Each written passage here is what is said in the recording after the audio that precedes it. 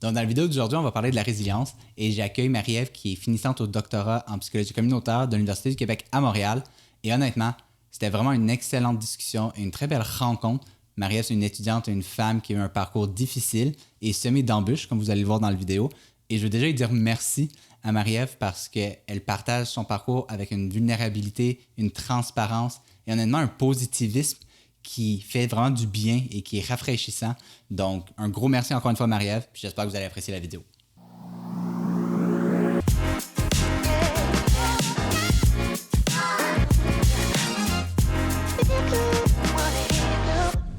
Qu'est-ce que tu entends, toi, par résilience, persévérance, tout ça? Comment, toi, tu conceptualises ça? C'est une bonne question. Tu sais, là, je peux retourner voir mes auteurs sur la résilience, mais si j'y vais avec mon intuition clinique puis mon expérience, pour moi, la résilience, de ce que j'en ai retenu comme concept, c'est la capacité à faire face à l'adversité. Puis souvent, il va y avoir une composante de créativité puis d'espoir, hein, d'être capable, même dans l'adversité, quand on y fait face, de garder espoir que ça peut changer, d'être créatif pour utiliser ses capacités d'adaptation, ses compétences, puis de continuer de croire qu'on a des compétences, même si on fait face Ouais, à c'est ça. l'adversité. Ben, c'est super intéressant ce que tu dis. Puis, tu sais, c'est pas, on parle pas nécessairement de la définition scientifique. Je pense que c'est une définition Mhm. conceptuelle qu'on peut tous adopter. Mais, tu sais, l'aspect de créativité puis un peu d'ouverture au changement que tu as amené, là, je pense que c'est super important. Mhm. Puis, tu sais, pour moi, c'est aussi la capacité à réconfigurer puis à retrouver une nouvelle normalité, si on veut, face à l'adversité, qui, pour moi, est intéressant justement dans la résilience. Je ferais du Donc, bon sur ce que tu viens de ouais. dire, Ben oui, si tu vas-y. permets. Euh, la capacité à redonner du sens.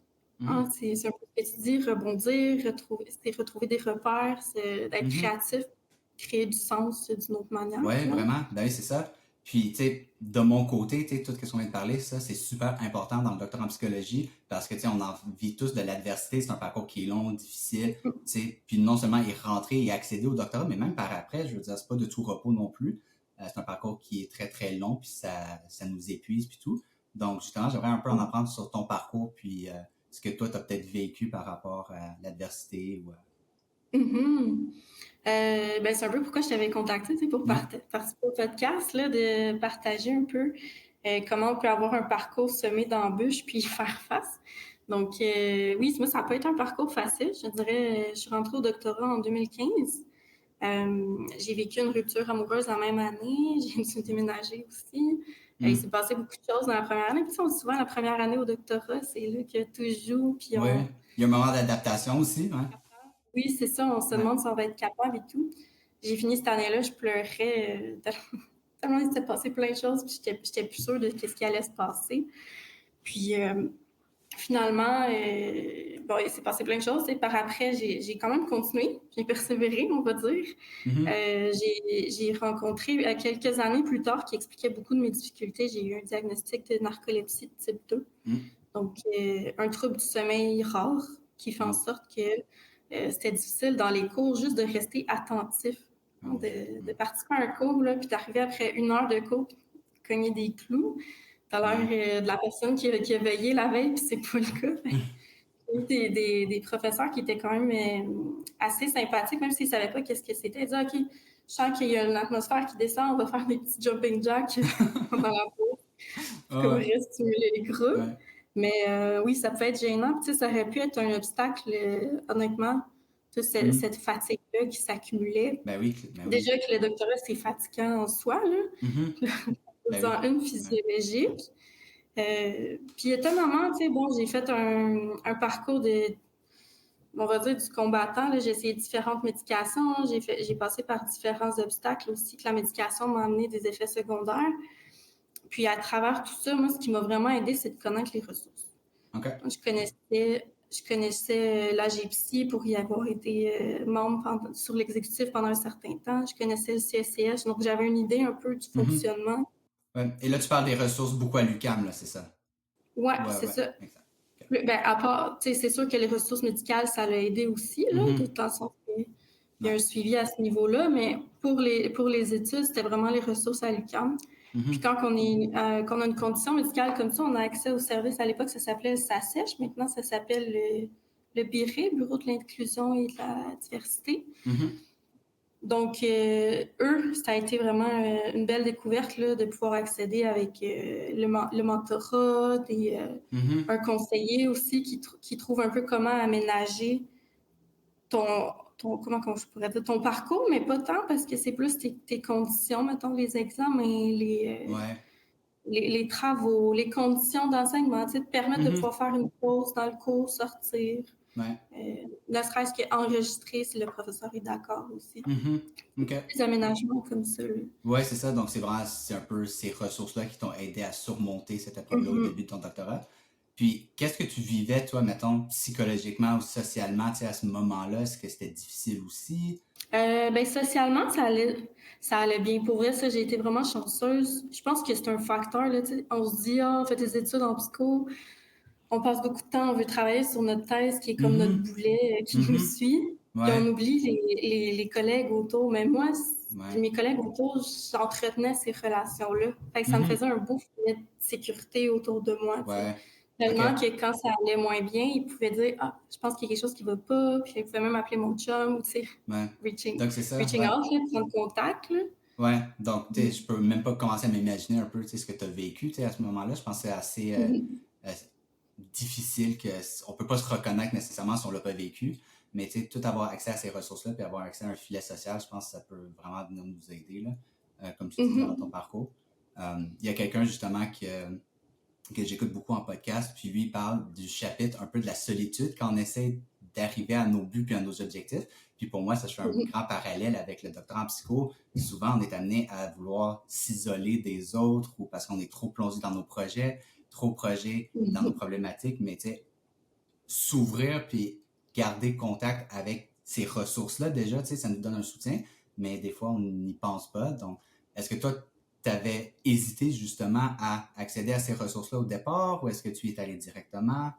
Non? Non, vraiment pas. Pour moi, c'était la base, là.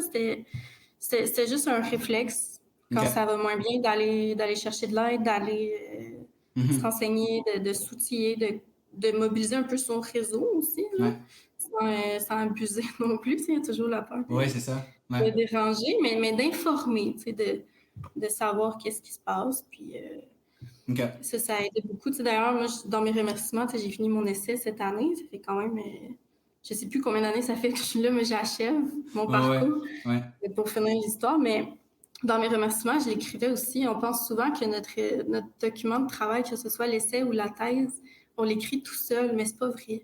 Mhm. C'est pas un Ouais. travail si solitaire que ça. Il va y avoir des. Au contraire, dans mon cas, en tout cas, il y a des partenariats qui se font avec les communautés, avec les participants, des phases où on écrit puis on envoie à nos collègues pour qu'ils nous relient puis qu'on Ouais. reformule ou nos discussions de corridor sur notre projet Ouais, qui c'est nous ça. aident à placer nos idées. Ouais. C'est toutes des façons de le faire avancer, ce projet-là, mais pas tout seul.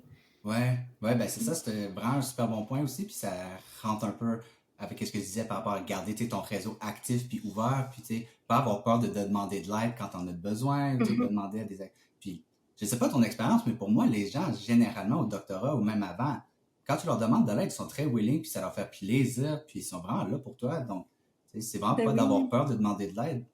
Des fois, on peut se Mhm. sentir comme un peu de reculons d'y aller, puis moi, demander de l'aide, ça serait comme une faiblesse, mais ça l'est pas, au contraire, là, c'est une grande force, là, je trouve. Non, vraiment Ouais. pas. Puis je te dirais, moi, les fois où je me suis ouverte sur des parties plus vulnérables, mettons, de ma santé mentale qui était Mhm. affectée par le moment, non, les gens ils étaient ouverts, ils étaient curieux, ils étaient sensibles, ils étaient prêts à offrir leur soutien. Là. Ouais. OK. Puis, tu sais, juste pour refaire le point avec ce qu'on parlait avant de la résilience et de la persévérance, je me demande si, justement, en face de toutes les difficultés que tu as eues au début de doc, j'imagine que tu as suivi pendant longtemps, est-ce qu'il y a eu des moments où, justement, tu as senti un petit désir d'abandonner ou, tu sais, de lâcher prise ou, tu sais? Non, c'est ça qui est particulier. J'ai eu peur du contraire, qu'on m'exclue ou qu'on fasse quelque chose, mais jamais j'ai eu envie d'abandonner. OK. Je Bon. voulais pas. Euh, pour moi, c'était clair que je voulais le finir, ce doctorat-là, puis j'allais mettre toutes les ressources, toutes les possibilités, toutes mes capacités au maximum Mhm. pour y arriver. Là, même face à. Tu sais, je ne l'ai pas dit tantôt, là, mais moi, avec la médication, il y a un moment où j'ai eu des effets secondaires assez importants qui ont entraîné une psychose due à un médicament. Puis, tu sais, faire une psychose, c'est quand même pas banal dans un parcours académique, là, on s'entend. Là, j'étais en train de faire mon premier stage clinique. Ça vient me perturber. Tu sais, déjà, de faire cette expérience-là, pour nous, on se sent pas bien.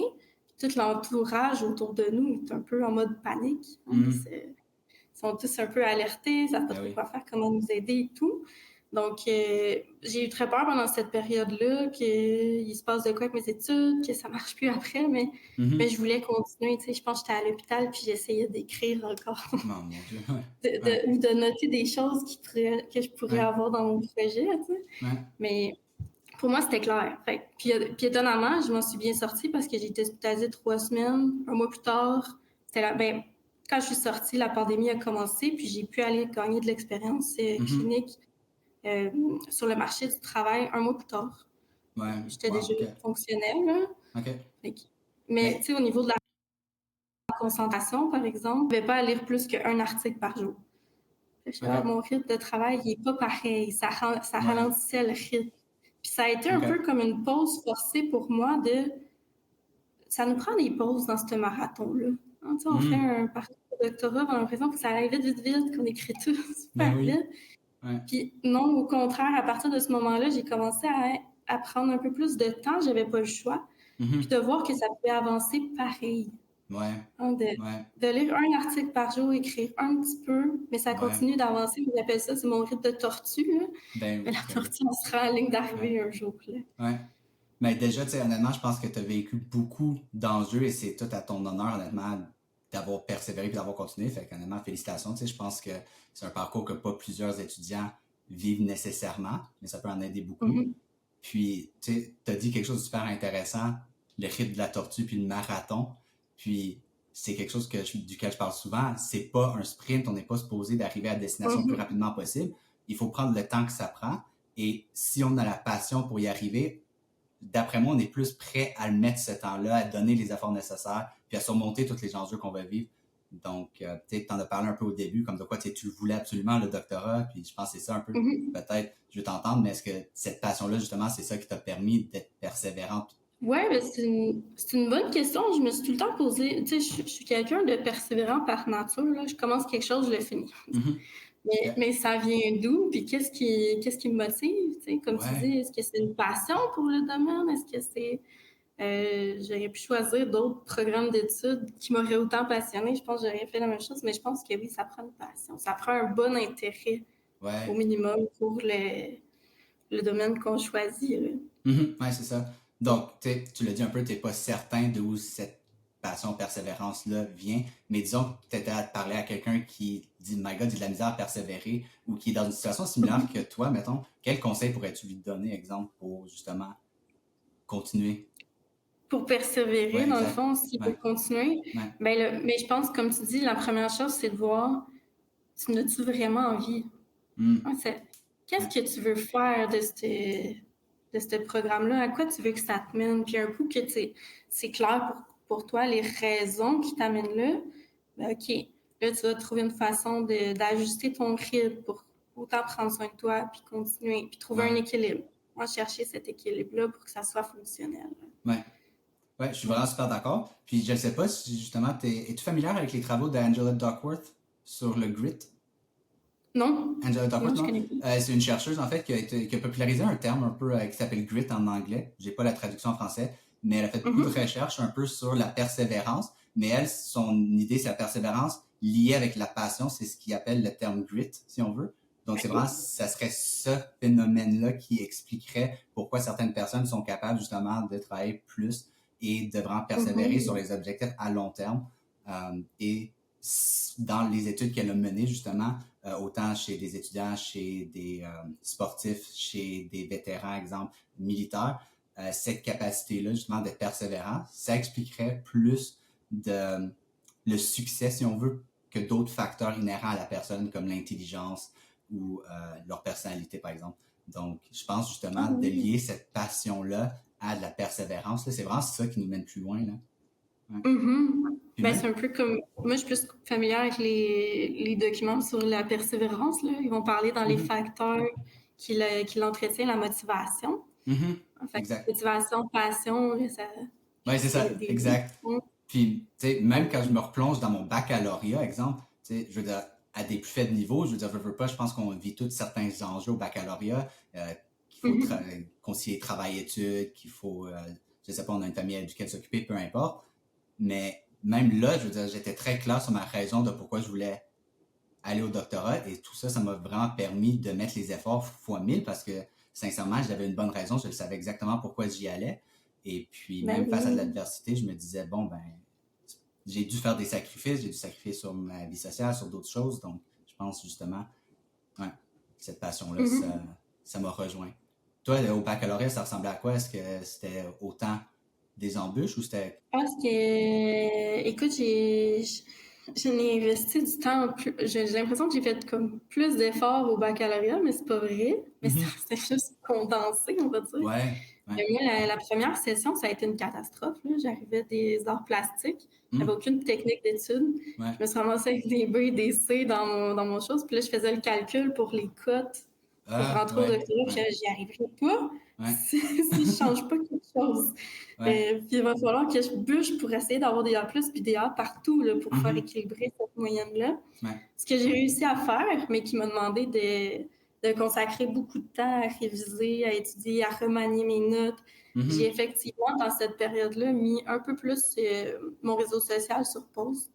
Ce que je regrette un peu parce que j'aurais sûrement pu trouver du temps pour les garder, là, mais c'était le genre de sacrifice que je faisais. Là. Puis, à un moment donné, je pense que c'est hier même, j'écoutais Andrew Huberman, un podcast, puis il parlait un peu des sacrifices qu'il fallait faire. Et puis, quand il faut arriver à un objectif, puis qu'on a des sacrifices à faire, souvent, les gens sont pas nécessairement prêts à faire ce sacrifice. Et donc, ça met une espèce de prime sur l'objectif en soi. Puis je pense, justement, tu sais, le doctorat en psychologie, c'est un objectif un peu primé, puis il faut savoir si les sacrifices pour nous, ça en valent la peine de le faire pour y arriver à cet objectif-là. Puis il n'y a aucun problème si c'est comme non, tu sais, si pour toi le réseau social ou autre chose, il y a d'autres objectifs, c'est super correct, je pense aussi, tu sais, d'aller vers un autre chemin, là. Mais il faut vraiment être prêt d'aller faire ce sacrifice-là.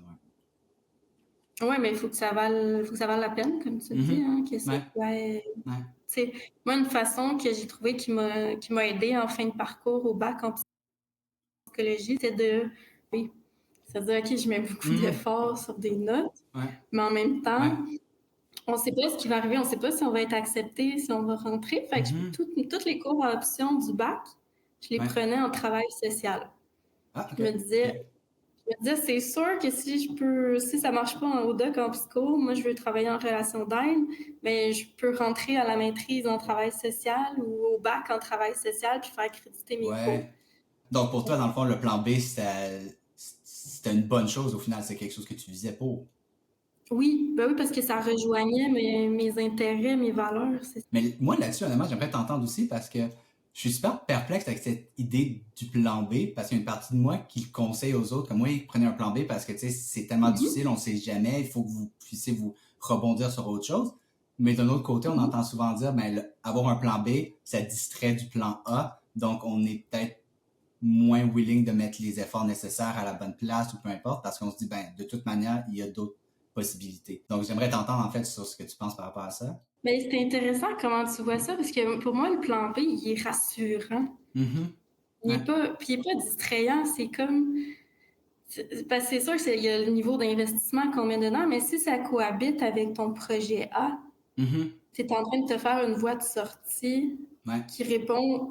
Pour moi, le plan B, c'est voir comme... on a tendance à avoir une direction linéaire à notre objectif, mais c'est voir que je peux faire ça, me rendre à la même place. Ben oui, vraiment. Si on prend, par exemple, j'ai envie de travailler avec les populations vulnérables, avec la relation d'aide, en psychothérapie, par exemple, ou à développer des programmes. Pour moi, ce chemin-là, ça peut passer par la psychologie, ça peut passer par le travail social, ça peut passer par même une formation en enseignement. Vous pouvez y aller dans plein de choses. Ben oui. Puis justement, tu sais, je fais un peu le pont vers quelque chose parce que ça m'intrigue. Pourquoi tu choisis la psychologie versus autre chose? Puis la raison que je pose la question, c'est que des fois, même dans ma tête et dans la tête de plusieurs étudiants, je pense, peut-être qu'on idéalise la psychologie, on voit ça comme quelque chose, comme le sommet d'une montagne, mais que finalement, on n'est pas nécessairement clair. Donc, je veux savoir pour toi, ta Mhm. clarté vient de où au final, de pourquoi c'est la psychologie et puis pas autre chose ou un autre de ces plans-là? Ouais. Honnêtement, c'est même pas si clair que ça, parce que je pense que c'est un concours de circonstances. Autant j'ai eu des embûches, autant j'ai eu de la chance dans ce parcours-là. Mhm. Si j'aurais été, si j'aurais été un peu plus contrainte d'utiliser mes plans B, Ouais. j'aurais peut-être même pas fini. OK. J'aurais passé par autre chose. Puis à refaire, là, je me Mhm. souhaiterais quasiment de faire face à un mur, puis utiliser d'autres chemins OK. pour alimenter le tout. Je te donne un Mhm. exemple. Quand quelqu'un me dit ah, est-ce que tu me conseilles de faire le bac puis le doc après pour être en psycho? Moi, à refaire, j'aurais aimé plutôt faire un deck dans une discipline de Mhm. relation d'aide, hein, au OK. cégep, une technique. Par exemple, je sais pas moi, une technique en travail social ou peu importe. Ouais. OK. Pourquoi? Parce que ça t'amène sur le marché du travail, tu gagnes de l'expérience dans ce que tu veux faire, tu es en contact avec ce que tu aimes. Ouais. Après, pas obligé de faire le bac en psycho, il y en a qui rentrent avec d'autres bacs. Hein. Fait que t'en Ouais. choisis un dans une discipline semblable, tu mets les préalables. Les préalables un peu comme, comme je faisais, hein, tu fais ton programme en psycho, puis tu mets tes préalables de travail social dedans. Tu peux Exact. faire l'inverse. Mhm. Puis Ouais. plus tu veux gagner à élargir tes horizons, tes connaissances comme ça, après ça, quand tu fais ton doc, tu as une vision beaucoup plus globale, tu as plus Mhm. d'expérience, peut-être pas ciblée en psycho, mais tu as, t'as les bases. Puis après, Ouais. tu peux bâtir là-dessus. C'est tellement intéressant ce que tu dis parce que justement, une des grandes choses que je déplore par rapport en tout cas mon bac en psycho puis plusieurs bacs en psycho qui existent en ce moment, c'est que c'est très peu axé sur la pratique clinique ou sur, Mhm. tu sais, on gagne aucune expérience, mettons, de terrain.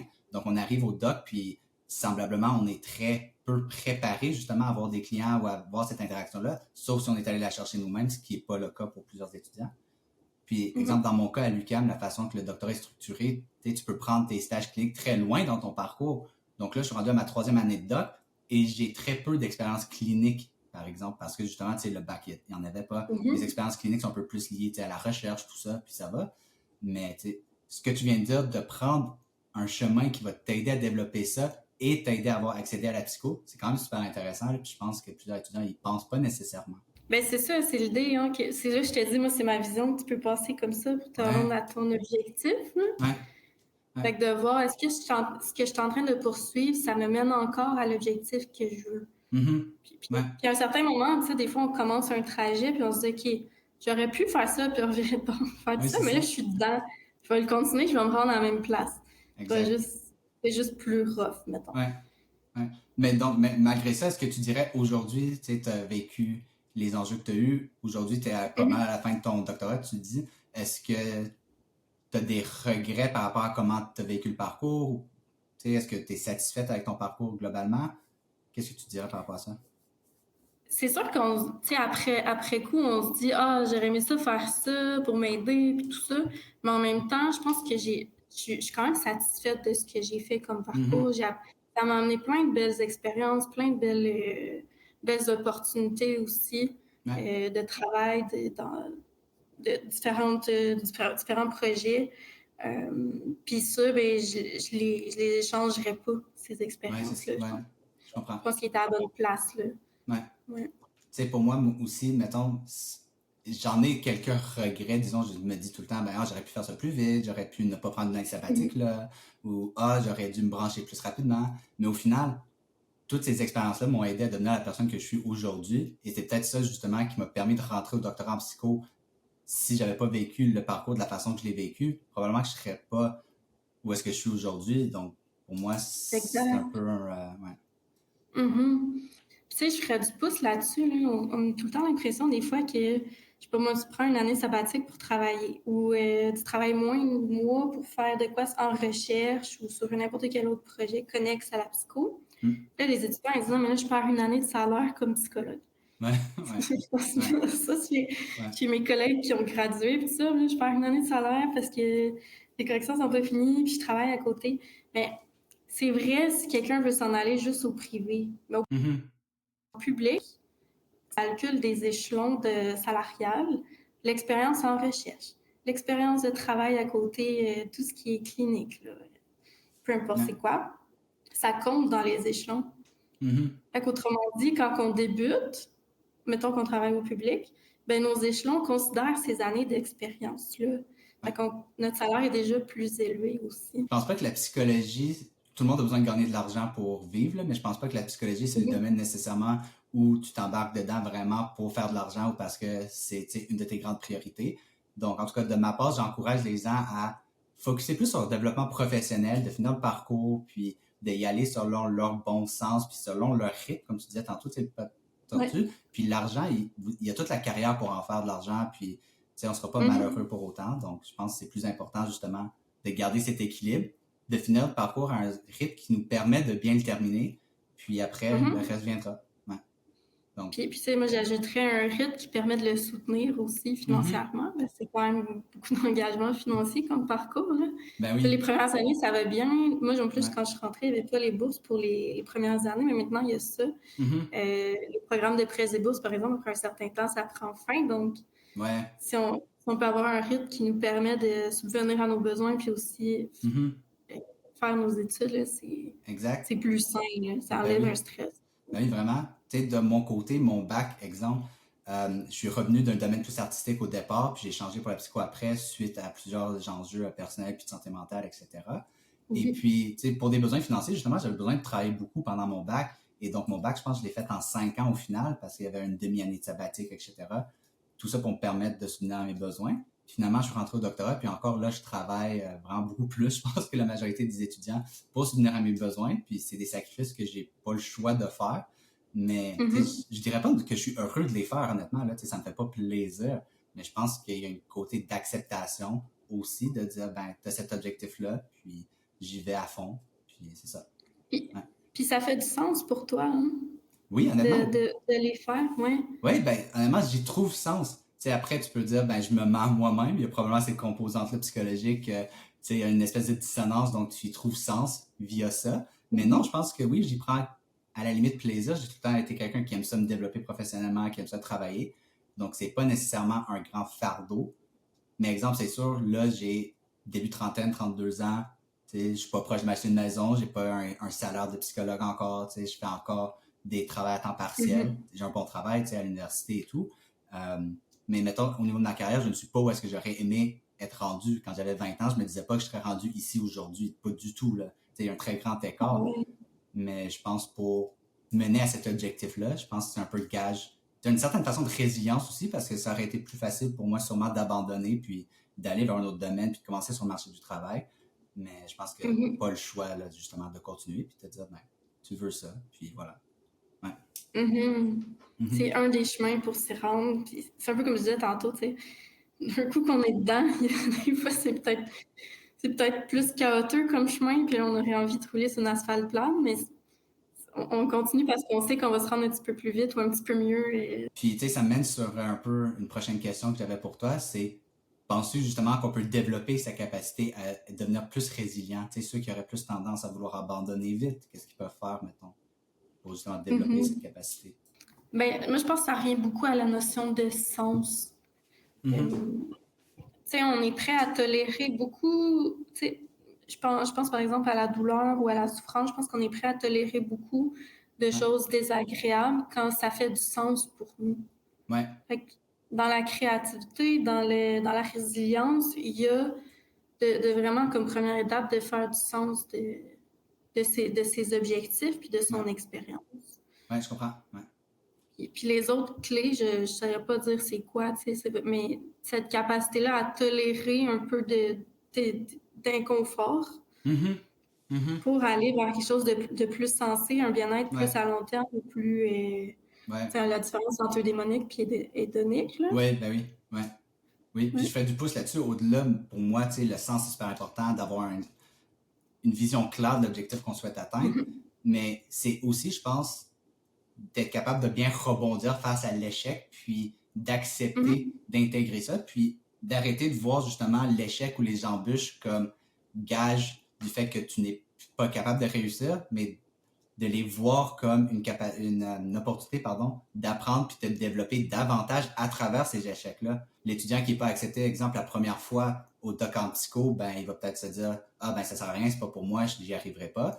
mais celui qui veut vraiment y arriver, peut-être qu'il va prendre une année sabbatique, aller faire une maîtrise, autre chose, et avoir appris à travers le processus pour mieux faire la prochaine fois. Il va avoir une vision plus axée sur qu'est-ce qui a mal fonctionné dans mon application la première fois, où est-ce que je dois travailler, qu'est-ce que je peux améliorer, qu'est-ce qui est dans mon contrôle, puis qu'est-ce qui ne l'est pas, justement, tu sais, de changer, puis tout ça. Donc, pour moi, Donc, tout à ce fait. exemple-là, ouais, c'est super Ouais, mais je important. pense que tu as raison. Tu sais, toute la notion d'échec, là, je pense que au doctorat, puis la façon que le processus y est fait, on sélectionne des candidats qui sont un peu, on va dire, perfectionnistes. Oui, oui. Ils n'ont comme pas le droit d'échouer, là. Ça, c'est comme moi, mettons, au bac, j'avais le droit d'échouer à la première session, mais les autres, je pouvais plus trop échouer. Ouais, c'est ça, ben oui. Je voulais apprendre. Fait que cette mentalité-là de se dire, j'ai pas le droit à l'échec, ça va. Si j'échoue, j'y arriverai pas ou j'aurai pas les compétences, tout ça, mais au contraire, c'est en échouant qu'on apprend. C'est vraiment une opportunité de saisir. On commence dans la vie, puis c'est en trébuchant qu'on apprend à marcher. Ouais, ben oui. Oh my God, ouais, j'adore cette analogie, ouais. C'est le même processus avec tous les échecs qu'on rencontre dans notre vie. C'est des opportunités de se relever, des opportunités d'apprendre, des opportunités de voir nos failles aussi. Ce qu'on voit pas, si on teste pas ou si on n'est pas confronté. Ben oui. Ben oui. Puis je dirais que même exemple, si on se rend à une finalité quelconque, puis ça reste semblablement un échec, disons, comme on finit jamais par entrer au doctorat en psychologie, peu importe. Tu sais, il y a une façon de voir tout ce processus-là, pas comme un échec non plus, parce que tu vas peut-être développer comme personne, tu vas avoir appris beaucoup à propos de toi, ce que tu veux, ce que tu n'aimes pas, tu vas pouvoir rebondir sur un autre plan de carrière, sur autre chose. Et puis, donc, je pense que justement, tous les échecs de ce monde, il y a une façon de les conceptualiser plus positivement. Puis ça nous aide vraiment à avancer, puis à atteindre des objectifs, là, quels qu'ils soient. Ouais. Ben oui, puis de voir comment on peut bâtir dessus. Hein. Ça me fait penser au... Mettons qu'on y va dans le très concret, juste écrire l'essai ou la thèse. Une série d'échecs avant d'être finale, cette histoire-là. Oh mon Dieu, ben oui. Ben oui, vraiment, ouais. C'est jamais un premier jet qui fait la job, là. C'est un premier jet qui est bourré d'imperfections, puis qu'on va essayer d'organiser, puis qu'on va s'inspirer de l'erreur dedans pour construire, puis améliorer. Ben oui. Ouais, vraiment, c'est vrai que c'est super concret. Puis en tout cas, moi, quand j'ai écrit mon brouillon, là, c'était quasiment d'une dégueulasse. C'était inégalé, là, là, mon premier brouillon. Puis tu sais, il faut que tu écrives, il faut que tu mettes un peu tout ce qui ressort de toi, puis tu le mets sur papier. Après ça, tu fais, oh mon Dieu, tu sais, on va arranger. T'as de la rétroaction de tes collègues, de tes superviseurs, peu importe. Puis là, tu sais, petit peu par petit peu, ben, ça se bâtit puis ça se construit. Puis en même temps, tu sais, quand on fait ce processus-là, juste avec la rédaction, même le fait d'être conscient, OK, c'est pas parfait, ça va s'améliorer, mais toute la vision qu'on a, ça fait une différence dans à quelle vitesse on va être prêt à le transmettre à ses collègues ou à son superviseur. Si, par exemple, j'ai peur d'être vulnérable, puis je sais que c'est pas parfait, puis je voudrais en ajouter plus, mais je sais pas trop comment m'y prendre, tout ça, je vais peut-être passer quelques semaines de plus avant de l'envoyer. Versus si je me dis, c'est pas parfait, je suis pas sûre de cette section-là, je vais l'annoncer directement, je vais le partager à mon superviseur, je vais dire, là-dessus, je suis pas sûre, là, je te l'envoie pour qu'il y ait une idée, mais j'aimerais ça qu'on le travaille ensemble. D'accepter d'être vulnérable puis d'être dans l'échec, ça permet de travailler après. C'est tellement pertinent ce que tu dis, parce que je veux pas prêter des attentions à quelqu'un, mais je pense que c'est un psychologue organisationnel, Alan Grant, qui parle beaucoup dans ses livres justement du besoin d'aller chercher de la rétroaction rapidement sur des projets pour voir justement si tu es dans une bonne lignée dès les premières instances, puis ça peut te permettre justement d'un certain point de vue d'éviter des erreurs ou juste de propulser plus loin, là, parce que tu peux passer 2 semaines à travailler un projet, puis au final, on te dit, ben finalement, t'es pas proche de la cible, mais pas du tout, puis là, il faut que tu recommences à zéro. Donc, tu sais, vraiment d'y aller rapidement. Cibler des gens de confiance qui vont te donner une bonne rétroaction, c'est super important aussi, là. Tu sais, pas nécessairement demander à quelqu'un hors de ton domaine, mais avoir cette rétroaction rapidement, là. Mais ça demande d'accepter que t'es peut-être dans l'échec ou l'imperfection en ce moment. Ouais, vraiment, ben oui. Puis toi, est-ce que justement, tu trouves que tu as cette capacité de façon rapide ou simple, justement, à être comme dans l'imperfection, ou tu struggles un peu quand même avec? Je te dirais que c'est ambivalent, mon affaire, mais autant des fois, je peux l'être un peu trop, que je considère que je suis en apprentissage, puis je veux souvenir que ça m'est arrivé des fois de recevoir des commentaires et ben là c'est vraiment pas ça, c'est autre chose qu'il faut faire. Puis oui, je sais, mais je veux savoir comment faire. de Ouais. montrer plus un échec que pas. Ouais. Puis d'autres fois, je sais où est-ce que je veux m'en aller, puis tout ça. Là, quand j'ai une direction, là, je vais être un peu plus perfectionniste, je vais moins Ouais. chercher des rétroactions, là. Ouais, c'est vraiment bon ça, ouais. Parce que moi, je sais pas toi, mais moi, je struggle encore à ce jour avec mon côté perfectionniste, là. Je pense que ça m'a d'une certaine façon aidé à me propulser plus loin dans une certaine mesure, mais en même temps, c'est tellement un grand frein dans presque tous mes projets où je mets vraiment beaucoup trop de temps, puis j'optimise vraiment trop, là, les derniers petits pourcentages, puis ça me met tellement un frein, là. Donc, j'ai vraiment travaillé, moi aussi, cette capacité-là à être un peu plus dans l'imperfection, je pense. Ouais. J'ai pas encore Ouais. atteint ce bon équilibre. Ben, Mais tu sais, le perfectionniste, c'est la capacité à lâcher prise, là, à oui. tolérer, Ouais.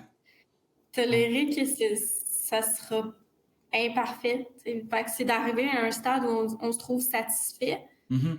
pour le niveau d'énergie puis Ouais. d'investissement qu'on a fait. Ouais. Puis j'écoutais quelqu'un qui parlait aussi à un moment donné de comment lui, c'est un docteur il parlait de comment il conceptualisait ses objectifs et un peu ses projets à lui. Puis il a dit qu'un changement qui l'avait vraiment beaucoup aidé, c'était d'arrêter de voir des objectifs comme une finalité en soi, mais il les conceptualisait comme des expériences.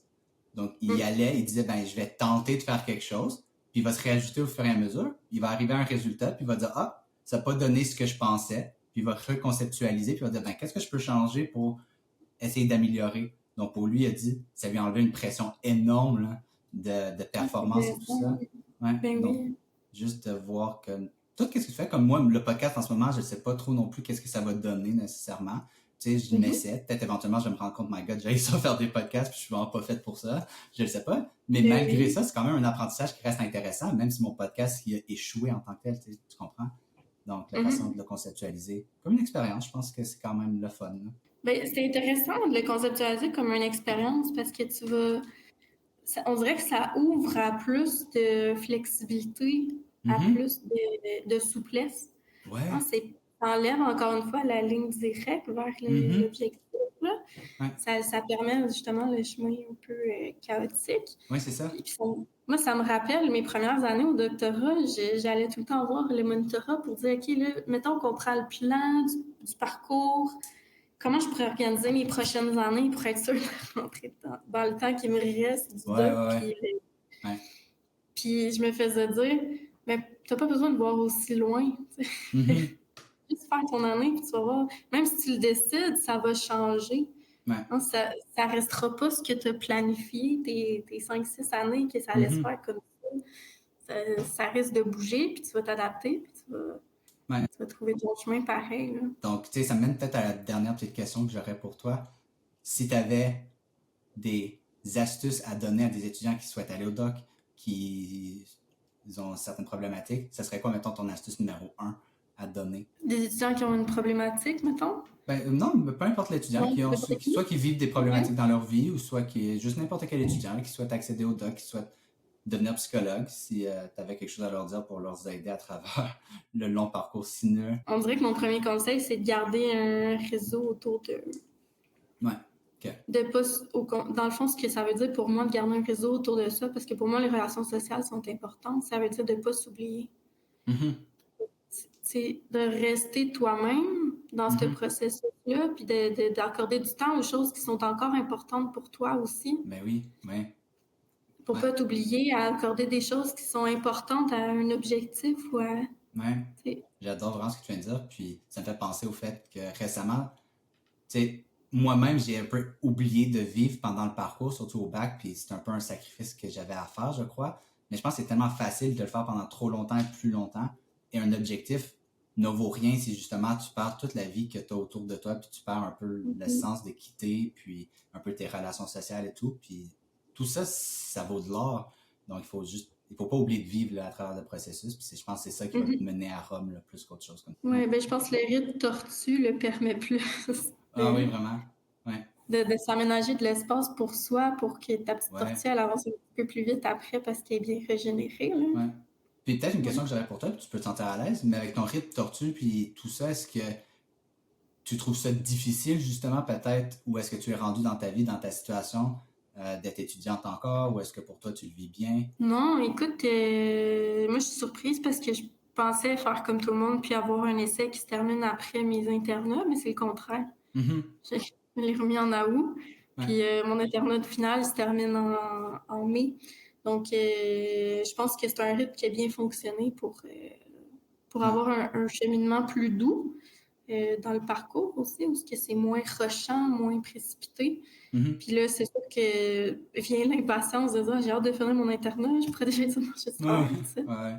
Mais j'en profite, je le prends comme une expérience de plus. J'ai la chance d'avoir Ouais. encore beaucoup de temps de supervision, d'être encore sur les bancs d'école, d'avoir accès aux bases de données. Ouais. Je peux faire beaucoup plus de formation que si j'étais déjà sur le marché du travail. Puis justement, je pense que tu mets le doigt sur quelque chose, c'est que